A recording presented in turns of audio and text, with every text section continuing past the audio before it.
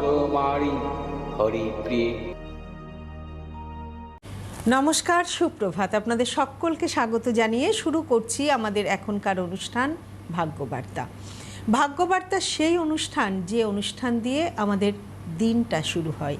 আবার ভাগ্যবার্তা যার অনুষ্ঠান, অর্থাৎ পণ্ডিতজির অনুষ্ঠান।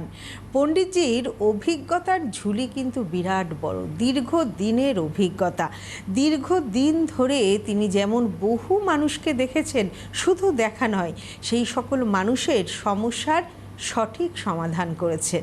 তাই তো আজ আপনাদের কাছে, আমাদের সকলের কাছে এই অনুষ্ঠান এমন একটি গুরুত্বপূর্ণ অনুষ্ঠান।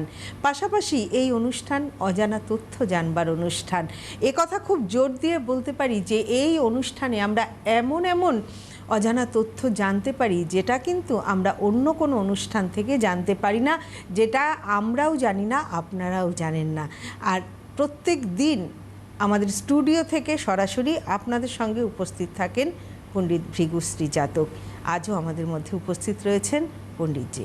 পণ্ডিতজি, স্বাগত, সুপ্রভাত। নমস্কার। আজ শুরু করব একটি কালীক্ষেত্র নিয়ে বলবো। আজকে থাকবে জরাসন্ধ কালীক্ষেত্র নিয়ে বলবো, থাকবে রাশিফল।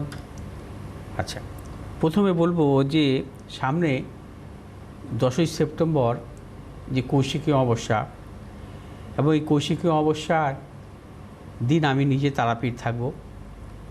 এবং কৌশিকী অমাবস্যায় আপনারা যদি গ্রহদোষ খণ্ডন করতে চান, এখনও কিন্তু এই মাস পর্যন্ত আমি নেব, তারপরে কিন্তু আমি আর কোনো গ্রহদোষ খণ্ডনের জন্য কাউকেই নেব না।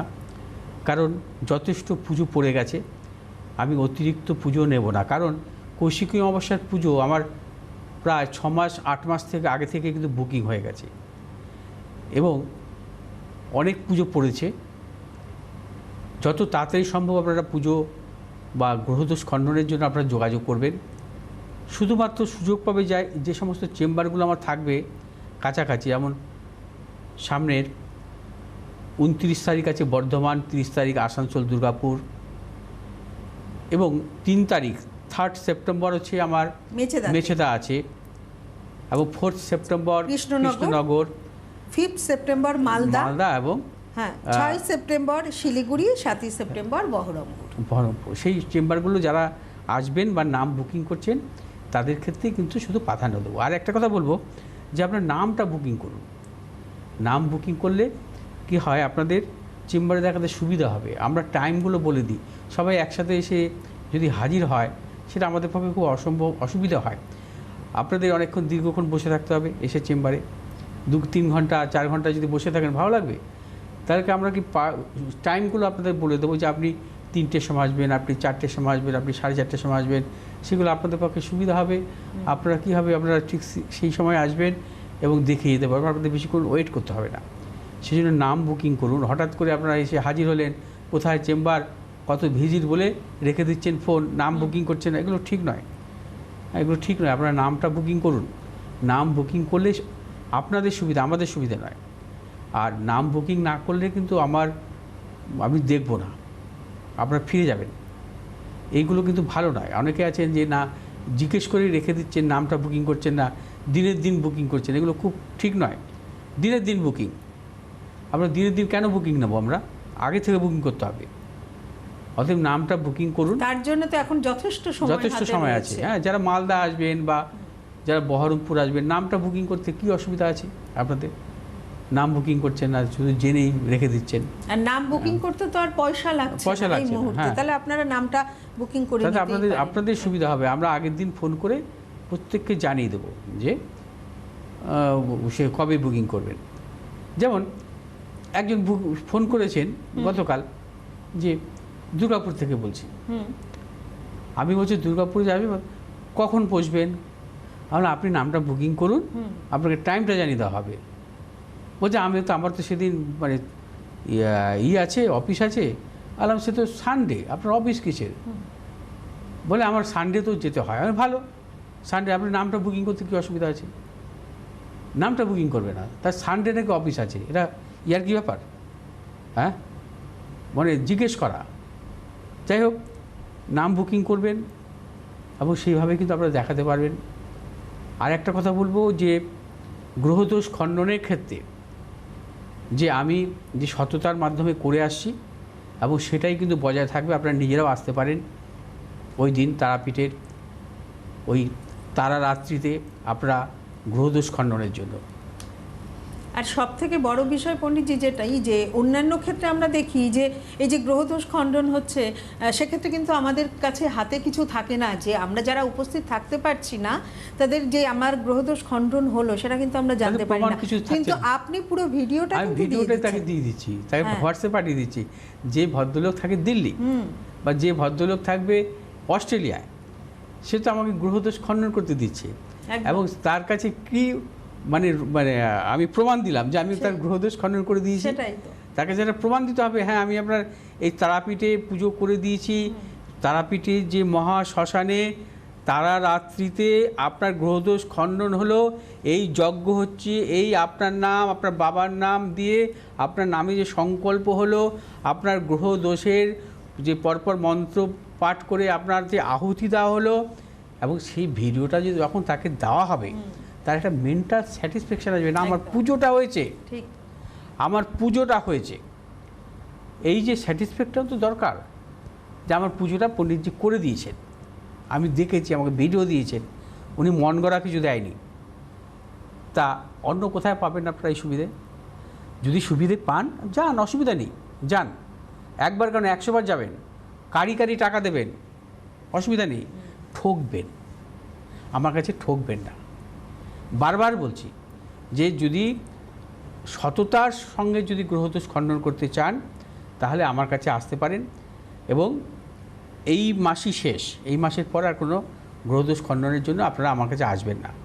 তারপর আমি বাইরে বাইরে চলে যাব, সামনের মাস না হবে না, তো আমাকে তো কেউ পাবেই না এদিকে কেউ। আমি তো দেখুন আমার যে চার্টটা আছে, চারটা দেখুন 1 তারিখের পর 3 তারিখ থেকে আমি একদম 29 থেকেই চলে যাচ্ছি, 29 থেকে বাইরে চলে যাচ্ছি সব চেম্বার, দুর্গাপুর। হ্যাঁ, তখন অনলাইনও হবে না, অনলাইন করা সম্ভব নয়, কারণ আমি তো তখন বাড়িতেই থাকছি না।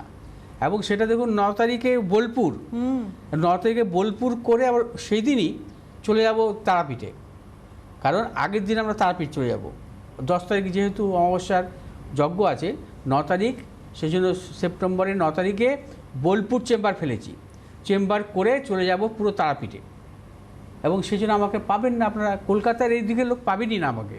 আর হ্যাঁ, যারা মানে গ্রহদোষ খণ্ডন করতে চান আপনারা এই 30-31 তারিখের আগেই কিন্তু যোগাযোগ করবেন, একদম। তারপরে কিন্তু আমাকে পাবেন না, বারাসাতেও পাবেন না, আর কলকাতার এদিকেও পাবেন না। অতএব আমি তো দূরে দূরেই থাকবো, যেখানে যেখানে যাবো তাদের গ্রহদোষ খণ্ডন হবে। একদম। টেলিভিশনে দেখুন 98 নাম্বারটি যাচ্ছে 9836465559 8583013265। আপনারা কিন্তু এই মাসের মধ্যেই যোগাযোগ করুন, কারণ কৌশিকী অমাবস্যার মতো গুরুত্বপূর্ণ অমাবস্যা বোধহয় বছরে একবারই আসে, এবং বছরে একটি অমাবস্যায় আছে যেটা শ্রেষ্ঠ অমাবস্যা। কেন তার ব্যাখ্যা আমি এর আগেও দিয়েছি, এর আগের অনেকবারই দিয়েছি ব্যাখ্যা। কেন এর শ্রেষ্ঠ অমাবস্যা বলা হয়? এই দিন তারাপীঠের মহাশ্মশানে বামাকাপা সিদ্ধি লাভ করেছিলেন সাধনা করে, অর্থাৎ এই সাধন পীঠে এই তারারাত্রিতে এই কৌশিকী অমাবস্যার বিশেষ তিথিতে যদি আপনি উপস্থিত থাকতে পারেন অত্যন্ত শুভ, অত্যন্ত ভালো। আপনি আমার সামনে বসে গ্রহদোষ খণ্ডন করবেন। যদি না আসতে পারেন সেক্ষেত্রে আপনাকে ভিডিও দেওয়া হবে, এত বারবার বলা হচ্ছে, কিন্তু এরপরে হচ্ছে আপনারা যদি ওই মানে 3 দিন আগে যোগাযোগ করেন বা 2 দিন আগে, তাতে কিছু হবে না। যাই হোক, আজকের মূল পর্বে ফিরে আসবো। আজ হচ্ছে শুক্লপক্ষের চতুর্দশী তিথি। আজ সকাল 9:49 পর্যন্ত হচ্ছে সৌভাগ্যযোগ, তারপরে শুরু হবে শোভনযোগ। আজ হচ্ছে আত্মকারগ্রহ গোচরে হচ্ছে শুক্র, আজকের গোচরে রাজ্য কারগ্রহ হচ্ছে বুধ এবং শুক্র। আজকের অভিজিৎ মুহূর্ত দুপুর দিবা 11:15 থেকে 12:03 পর্যন্ত। আজকের রাহুকাল দিবা 11:34 থেকে 1:20 পর্যন্ত। আজকের গ্রহগত সন্নিবেশ, রবি আজকে অবস্থান করবে সিংহ রাশির মঘা নক্ষত্রে, চন্দ্র আজকে অবস্থান করবে কর্কট রাশির মকর রাশির শ্রবণা নক্ষত্রে, মঙ্গল আজকে অবস্থান করবে মিথুন রাশির আদ্রা নক্ষত্রে, বুধ আজকে অবস্থান করবে সিংহ রাশির মঘা নক্ষত্রে, বৃহস্পতি আজকে অবস্থান করবে কর্কট রাশির অশ্লেষা নক্ষত্রে, শুক্র আজকে অবস্থান করবে কন্যা রাশির চিত্রা নক্ষত্রে, শনি আজকে অবস্থান করবে মীন রাশির রেবতী নক্ষত্রে, রাহু আজকে অবস্থান করবে কুম্ভ রাশির ধনিষ্ঠা নক্ষত্রে, কেতু আজকে অবস্থান করবে সিংহ রাশির মঘা নক্ষত্রে। আজ বৃহস্পতি এবং চন্দ্রের একতর যোগ, অর্থাৎ বৃহস্পতির অবস্থান করছে চন্দ্রের ভাবে এবং চন্দ্রকেই সপ্তম দৃষ্টি দিচ্ছে, অর্থাৎ এই যোগকে বলা হয় একতর যোগ। চন্দ্রের ভাবে বৃহস্পতির অবস্থান এবং চন্দ্রকেই বৃহস্পতি সপ্তম দৃষ্ট, অর্থাৎ চন্দ্র বৃহস্পতির একতর যোগ অত্যন্ত শুভযোগ। এই যোগের জন্মগ্রহণকারী জাতক জাতিকাদের মূলত অত্যন্ত সাফল্য দেয় একতর যোগে জাতক জাতিকাদের, বিশেষ করে বৃহস্পতির মহাদশা, চন্দ্রের অন্তর্দশা, চন্দ্রের দশা বা বৃহস্পতির অন্তর্দশা এদের জীবনে কিন্তু শ্রেষ্ঠ সময়। আরেকটি যোগ আজকের জন্মছকে আছে গোচরের বা আজকের গোচরের রাশির বা লগ্নের সপ্তমভাবে যদি তুঙ্গি বৃহস্পতি থাকে এবং তাকে এবং ভার্যালক্ষ্মী যোগ বলা হয়। যদি কোনো জাতক জাতিকার জন্মছকে লগ্নের সপ্তমভাবে যদি শুভ গ্রহের অবস্থান থাকে এবং সেই ভাবপতি যদি বৃহস্পতি যুক্ত বা বৃহস্পতির দৃষ্ট থাকে তবে তাকে বলা হয় ভার্যালক্ষ্মী যোগ। যেমন আজকে রাশির সপ্তমভাবে বৃহস্পতির অবস্থান এবং ওই ভাবের অধিপতি হচ্ছে চন্দ্র, চন্দ্রকে বৃহস্পতি সপ্তম দৃষ্টি দিচ্ছে এবং তার পাশাপাশি ভাগ্য ভাবটা দেখতে হবে। ভাগ্যভাবে অবস্থান করছে শুক্র, অর্থাৎ ভার্যালক্ষ্মী যোগ কী? ভার্যালক্ষ্মী যোগ হচ্ছে, দেখা যায় যে ভার্যালক্ষ্মী যোগের জাতক বিশেষ করে জাতিকাদের জন্মছক অনুযায়ী যদি ভার্যালক্ষ্মী যোগ থাকে তার বিবাহের পরে উন্নতি হয়। ধরুন কোনো পাত্রীর ভার্যালক্ষ্মী যোগ আছে, তার বিবাহের পর তার স্বামীর উন্নতি হয়, প্রবল উন্নতি হয়, অর্থনৈতিক উন্নতি, কর্মক্ষেত্রে উন্নতি যদি ভার্যালক্ষ্মী যোগ থাকে। ভার্যালক্ষ্মী যোগ খুব বিরল যোগ এবং ভার্যালক্ষ্মী যোগের জাতিকাদের জন্মছক অনুযায়ী তাদের বিশেষ করে শুভ গ্রহের মহাদশায় বিশেষভাবে সাফল্য দেয় এবং পঞ্চমপতি এবং ভাগ্যপতি গ্রহের মহাদশায় সে শুভ গ্রহী হোক বা অশুভ গ্রহী হোক প্রবল সাফল্য আসে। ভার্যালক্ষ্মী যোগের জাতক জাতিকাদের জাতিকাদের জন্মছক অনুযায়ী দেখা যায় তার দাম্পত্য সুখ আসে, অর্থাৎ ভার্যালক্ষ্মী যোগ অত্যন্ত শুভ একটি যোগ। আসবো আজকের রাশিফলে। আজ মেষ রাশি জাতক জাতিকাদের ক্ষেত্রে শুভ, অর্থলাভ, কর্মক্ষেত্রে সাফল্য, ব্যবসায়ীদের ক্ষেত্রেও বিশেষভাবে শুভ। আজ দূরযাত্রার ক্ষেত্রে সাফল্য পাবেন। মেষ রাশি জাতক জাতিকারা যে কোনো শুভ কাজের ক্ষেত্রে দক্ষিণ পূর্ব দিকে অগ্রসর সাফল্য, শুভ রং লাল এবং সবুজ। আজ 2 সংখ্যার জাতক জাতিকাদের ক্ষেত্রে শুভ, 3 সংখ্যার জাতক জাতিকাদের ক্ষেত্রে অশুভ। বৃষ রাশির জাতক জাতিকাদের ক্ষেত্রেও আজকের দিনটি বিশেষভাবে শুভ, অর্থলাভ, কর্মক্ষেত্রে সাফল্য, ব্যবসায়ীদের ক্ষেত্রেও সাফল্যের প্রবল যোগ। বৃষ রাশির জাতক জাতিকারা যারা পেশাগত ব্যবসায় যুক্ত আছেন অত্যন্ত শুভ। শুভ দিক দক্ষিণ পশ্চিম দিক, শুভ রং সাদা এবং সবুজ। আজ 1 সংখ্যার জাতক জাতিকাদের ক্ষেত্রে শুভ, 6 সংখ্যার জাতক জাতিকাদের ক্ষেত্রে অশুভ। মিথুন রাশির জাতক জাতিকাদের ক্ষেত্রে আজকের দিনটি নানাবিধ প্রতিকূলতা। মিথুন রাশির জাতক জাতিকারা আর সর্বক্ষেত্রে ভেবেচিন্তে অগ্রসর হবেন। শারীরিক মানসিক প্রতিকূলতা, অর্থনাশ, গুপ্তশত্রু বৃদ্ধি হতে পারে। মিথুন রাশির জাতক জাতিকারা আর যে কোনো শুভ কাজের ক্ষেত্রে পূর্ব উত্তর দিকে অগ্রসর হবেন সাফল্য, শুভ রং সবুজ এবং নীল। আজ 8 সংখ্যার জাতক জাতির ক্ষেত্রে বিশেষভাবে শুভ, 3 সংখ্যার জাতক জাতকের ক্ষেত্রে অশুভ। কর্কট রাশির জাতক জাতিকাদের ক্ষেত্রে আজকের দিনটি অত্যন্ত শুভ। কর্কট রাশির জাতক জাতিকাদের অর্থলাভ, কর্মক্ষেত্রে সাফল্য, ব্যবসায়ীদের ক্ষেত্রেও আজকের দিনটি বিশেষভাবে শুভ। কর্কট রাশির জাতক জাতিকারা আর যে কোনো শুভ কাজের ক্ষেত্রে উত্তর পশ্চিম দিকে অগ্রসর হবে সাফল্য। শুভ রং হচ্ছে আপনাদের সাদা এবং সবুজ। আজ 4 সংখ্যার জাতক জাতির ক্ষেত্রে বিশেষভাবে শুভ, 1 সংখ্যার জাতক জাতির ক্ষেত্রে অশুভ। সিংহ রাশির জাতক জাতিকাদের ক্ষেত্রে আজকের দিনটি নানাবিধ প্রতিকূলতা। সিংহ রাশির জাতক জাতিকারা আর সর্বক্ষেত্রে ভেবেচিন্তে অগ্রসর হবেন।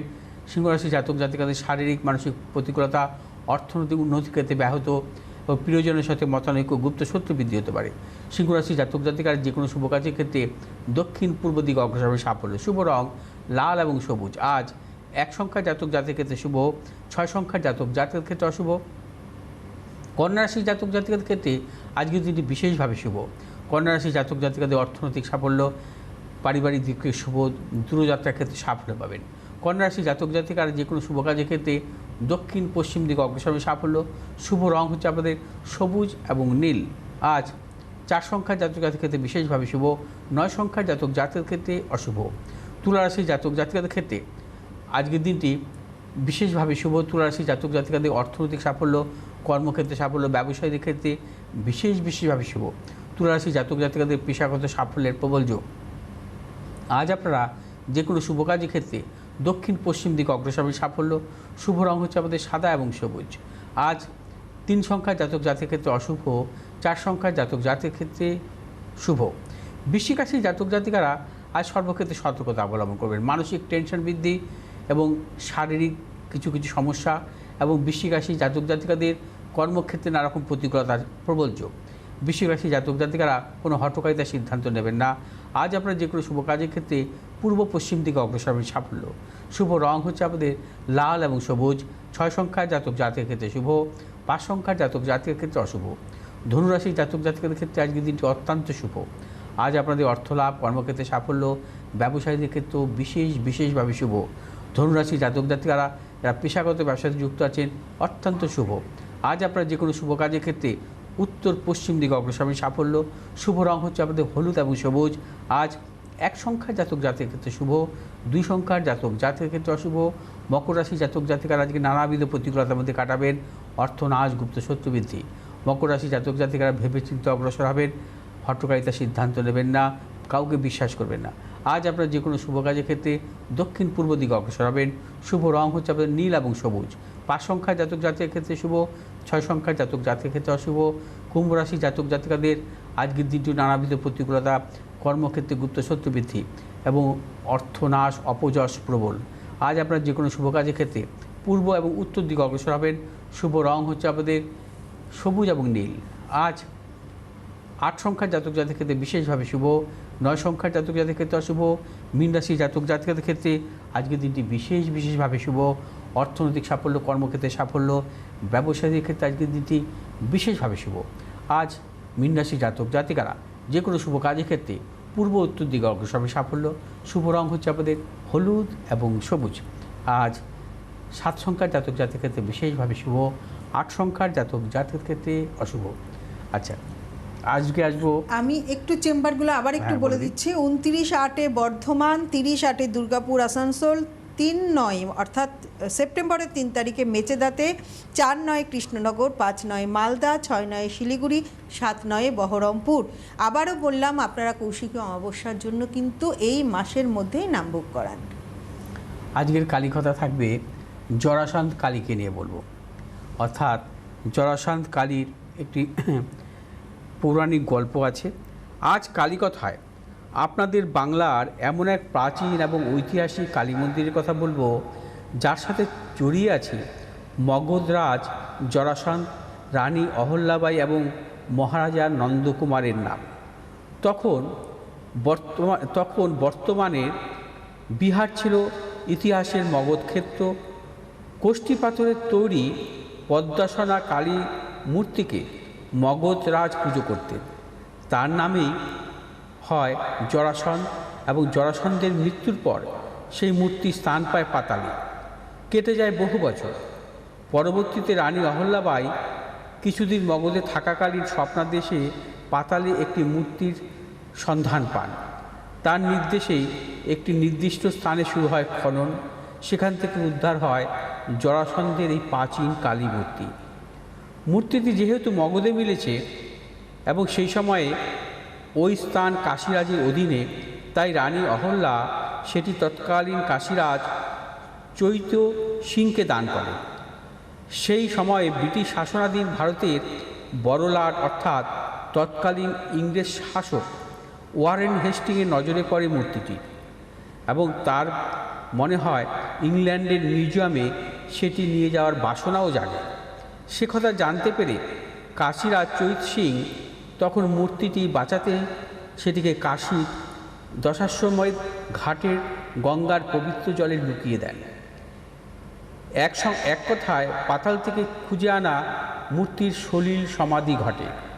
আবার কিছুকাল অতিক্রান্ত হয়, তখন মহারাজ নন্দকুমার বাংলার দেওয়ান, তিনি কাশীধামে যান তীর্থ করতে এবং গঙ্গাবক্ষ থেকে কালী মূর্তি তুলে আনার স্বপ্নাদেশ পান। আবার উদ্ধার হয় মূর্তি। সেই মূর্তি তিনি নলহাটির একটি এই আকালিপুরে এনে প্রতিষ্ঠা করেন এবং পুজোর ব্যবস্থা করেন। দেবী মূর্তিটি কোষ্ঠী পাথরের তৈরি, সাপের কুণ্ডলীর উপরে পদ্মাসনে বসা দেবী, মাথায় তার সহস্র নাগের ফণা, হাতে পায়ে সাপের নকশা। আজও সেই আকালিপুরের মন্দিরে পুজো হয় দিনের বেলা, সমস্ত তান্ত্রিক নিয়ম অনুসরণ করে। তবে সব কিছুর দিনের বেলায় হয়। রাতে মা নৈশলীলা করেন, তাই নিঝুম অন্ধকার থাকে এবং পরিবেশ থাকে নিস্তব্ধ। ফিরে আসবো আগামীকাল বিশেষ কালী কথা নিয়ে। আজকের এখানেই শেষ করলাম। আচ্ছা, হ্যাঁ, আবারও শেষ করতে করতে একটি কথাই বলবো যে 9836646559 8583013265 এই নাম্বারে আপনারা যোগাযোগ করুন এবং অবিলম্বে কিন্তু আপনারা নামগুলো বুকিং করুন, তাই তো? শুধু ফোন করে ফিস জানতে চাইলে তো হবে না, নামগুলো কিন্তু আপনাদের বুক করতে হবে। কিন্তু কৌশিকী অমাবস্যার দুদিন আগে যদি আপনারা বলেন যে নাম বুক করবো, সেক্ষেত্রে তো হবে না, তাই না? অবশ্যই যারা দূরে থাকেন, মানে ওয়েস্ট বেঙ্গলের বাইরে, আমি তো এখন যেতে পারছি না, যে তারা ত্রিপুরা আছেন বা দিল্লি, মুম্বাই, যাই হোক বাইরে আছেন, তাদের ক্ষেত্রে বলবো যে আপনারা হোয়াটসঅ্যাপে আপনাদের ডেট অফ বার্থ টাইম পাঠাবেন। একদম, আমরা অ্যাকাউন্ট নম্বর দিয়ে দেবো। একটা ফিস আপনাকে দিতে হবে, যেটা হচ্ছে অনলাইন কনসালটেন্সি ফিস, একদম, এবং সেটা পেমেন্ট করবেন। তারপর আপনারা অনলাইনে কথা বলতে পারবেন। সেটা ভিডিও কলের মাধ্যমে বলতে পারে বা নর্মাল কল বা হোয়াটসঅ্যাপ কলের মাধ্যমে কথা বলতে পারেন। আপনারা প্রেডিকশনটাও হোয়াটসঅ্যাপে পেয়ে যাবেন। এবং আপনাদের গ্রহদোষ খণ্ডন যদি থাকে, সেই গ্রহদোষ খণ্ডনের সিস্টেমটা আপনারা জানতে পারবেন। গ্রহদোষ খণ্ডন হবে, এবং গ্রহদোষ খণ্ডনের পর আপনাদের অ্যাড্রেসে গ্রহদোষ খণ্ডনের যে রেমেডিগুলো সেগুলো আপনার পাঠিয়ে দেওয়া হবে, আপনার অ্যাড্রেসেই পাঠিয়ে দেওয়া হবে। আমাদের আজকে একদম সময় শেষ। নমস্কার আপনাদের। নমস্কার।